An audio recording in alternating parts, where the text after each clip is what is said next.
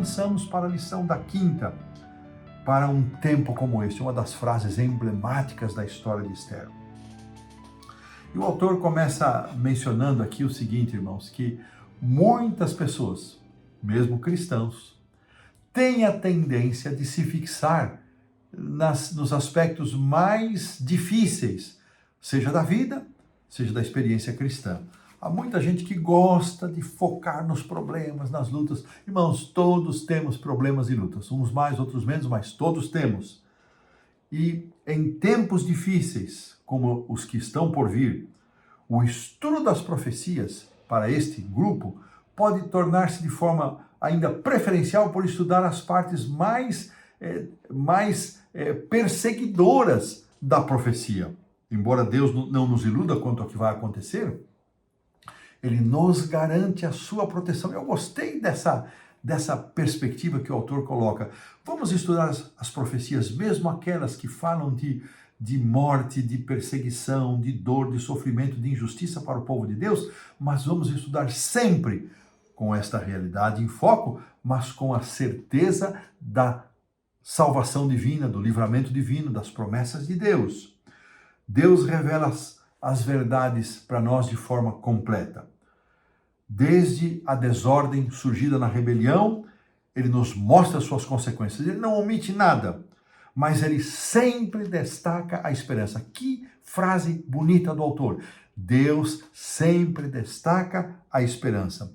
Alguns olham para a crise, para o tempo de angústia, para a perseguição e, cheios de medo e apreensão, tremem na base.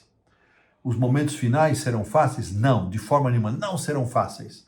Mas assim como a previsão dos tempos difíceis é confiável, porque eles irão acontecer, também a promessa de libertação é confiável. Vamos também nos concentrar nas promessas que Deus faz de proteção, de cuidado e libertação para o seu povo.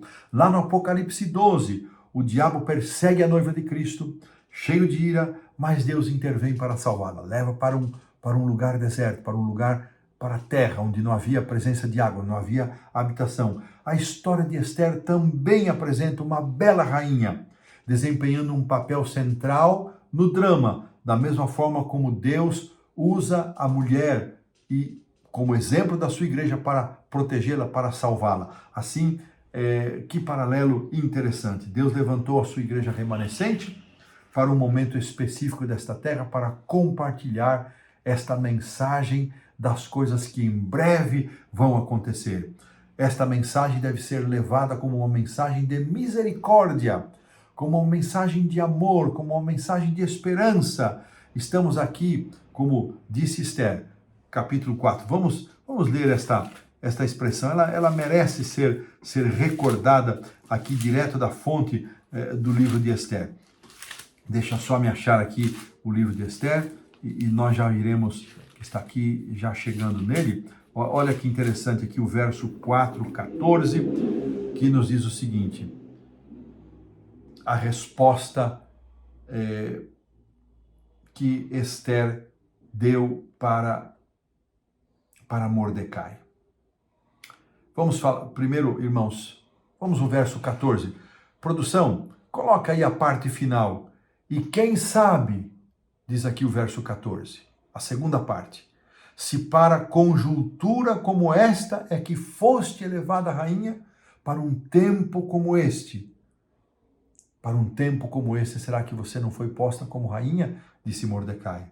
Então pediu Esther que respondessem a Mordecai o que ela iria fazer. E aí então na parte final do verso 16, diz assim: depois irei ter com o rei, ainda que a contralei. Por favor, produção, coloque aí. Merece ser posto.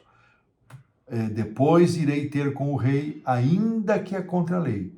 E se perecer, pereci. Que coisa linda, que momento glorioso da vida de Esther. Ela descobriu que não estava sozinha para enfrentar a perseguição que Amã havia provocado, desencadeado sobre o seu povo. Ela encontrou o favor do rei e a provocação de Mordecai deu certo, foi para esse tempo que Deus havia colocado ela ali.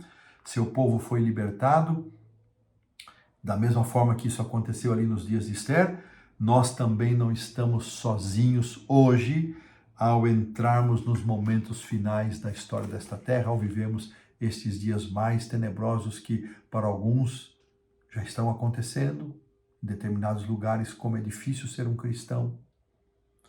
Cristãos morrem ano após ano, têm suas propriedades tomadas, têm que se deslocar de um lugar para o outro, isso é uma realidade. Embora ainda como povo, de uma forma geral, ainda esses são aspectos isolados, mas ainda como um povo nós enfrentaremos a perseguição, nós podemos saber que o Rei está do nosso lado. Que aplicação linda! O Rei está do nosso lado. O povo de Deus também será libertado afinal. Que comparação linda, que lição maravilhosa. Meu querido irmão, eu não conheço a sua realidade. Vocês estão espalhados por esse mundo afora. Não sei se você está vivendo num ou outro país onde as liberdades estão cada vez mais restritas, onde você já enfrenta muitas lutas para viver a sua fé de forma plena e integral.